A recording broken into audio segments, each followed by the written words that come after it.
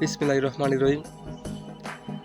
এই যে মানুষ ক্ষমতার পিছনে ছুটছে, আসলে ক্ষমতার ভিতর কি আছে? একটা বৈধ কর্তৃত্ব হচ্ছে ক্ষমতা। আমরা দেখি ক্ষমতার জন্য এত লড়াই, এত সংগ্রাম, সেই সভ্যতার শুরু থেকে আজ পর্যন্ত লেগে আছে এবং সভ্যতার শেষ পর্যন্ত হয়তো ক্ষমতার ক্ষমতা দখলের জন্য এই সংগ্রাম চলতেই থাকবে। ক্ষমতার ফ্যাক্ট আসলে বিভিন্ন জায়গায়। কিছু মানুষ দৌড়ায় স্বার্থের জন্য, আবার কিছু ক্ষেত্রে দেখা যায় রাজনৈতিক দল কিংবা সংগঠন কোনো আদর্শগত কোনো কিছু বাস্তবায়ন করার ক্ষেত্রে ক্ষমতার পিছনে দৌড়ায়, ক্ষমতা লাভ করতে চায়। আবার সাধারণ জনগণ যখন তার অধিকার না পায়, বঞ্চিত হয়, তখন আবার তারা ক্ষমতা দখলের লড়াই চালায়। তখন আমরা দেখতে পাই বিভিন্ন কারণে ক্ষমতা দখলের লড়াই সংগ্রাম চলতেই থাকে। আসলে বাস্তব ভিত্তিক সমাজটা অত্যন্ত কঠিন।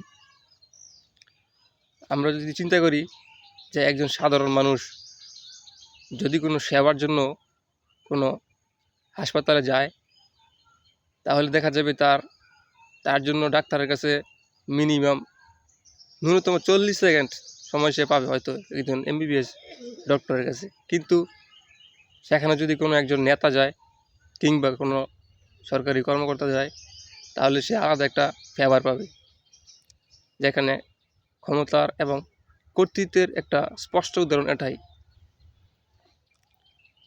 আমরা যদি দেখি আমাদের দেশে সেই ক্ষমতাকে দূরে রাখতে কত রক্তপাত করা হয়েছে। সর্বশেষ 24-এ একজন ক্ষমতা ছাড়তেই নারাজ 2000 মানুষকে শহীদ করে তারপর গণ আন্দোলনের মুখে তিনি পদত্যাগ করেন।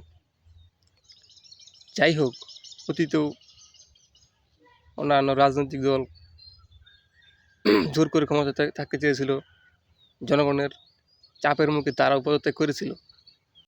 ক্ষমতার সংজ্ঞাটা আসলে পরিপূর্ণ ঠিক বলা যায় না, তবে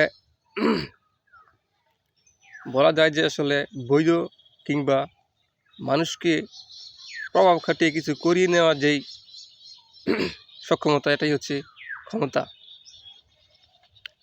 সাধারণত আমরা যদি একটু পিছনে যাই, ব্রিটিশ উপনিবেশ শাসনামলে সাধারণত আমাদের এই আজকের তৎকালীন পূর্ব বাংলা অনেকটা পিছিয়ে ছিল, যেহেতু তারা মুসলিম। সেই হিসাবে ব্রিটিশদের একচোখা নীতির কারণে তারা অত্যন্ত পিছিয়ে ছিল, যার ফলশ্রুতিতে কলকাতা সহ হিন্দু একটা বণিক শ্রেণীকে এবং শিক্ষিত শ্রেণী ব্রিটিশ তৈরি করেছিল। এরই প্রতিবাদে পূর্ব বাংলার মানুষ অত্যন্ত প্রতিবাদী হয়ে গিয়েছিল। তারা যেগুলো তাদের জন্য দরকার ক্ষমতার জন্য, তারা মুসলিম লীগ নামক রাজনৈতিক দলের মাধ্যমে নিজেদের ক্ষমতাকে আস্তে আস্তে হাসিল করতে চেষ্টা করে এবং সফলও হয়। এরপরে সর্বশেষ পাকিস্তান শাসনামলে মুসলিম লীগ চলে যায় পাকিস্তানের করাতে। সর্বশেষ আওয়ামী লীগ এবং পরবর্তীতে আজকের এই ক্ষমতার পট পরিবর্তনের মাধ্যমে আজকের এই বাংলাদেশ এক লড়াইয়ের মাধ্যমে সর্বশেষ আমাদের এই স্বায়ত্তশাসনের লড়াইয়ের জন্য, আমাদের অধিকার আদায়ের লড়াইয়ের জন্য সর্বশেষ আমরা সংগ্রামের মাধ্যমে দিয়ে, মহান স্বাধীনতা যুদ্ধের মাধ্যমে দিয়ে আজকের এই স্বাধীন বাংলাদেশ অর্জিত হয়। তো দেখা যায় ক্ষমতার জন্য লড়াই আসলে চলছে এবং চলবে। প্রকৃতি এটাই নিয়ম। মানুষ শোষিত হতে চায় না, সে তার অধিকার, তার আত্মমর্যাদা নিয়ে বাঁচতে চায়। যাই হোক, এটাই মূলত আমার আলোচনা ছিল যে মানুষ আসলে কেন ক্ষমতার কাছাকাছি যেতে চায়।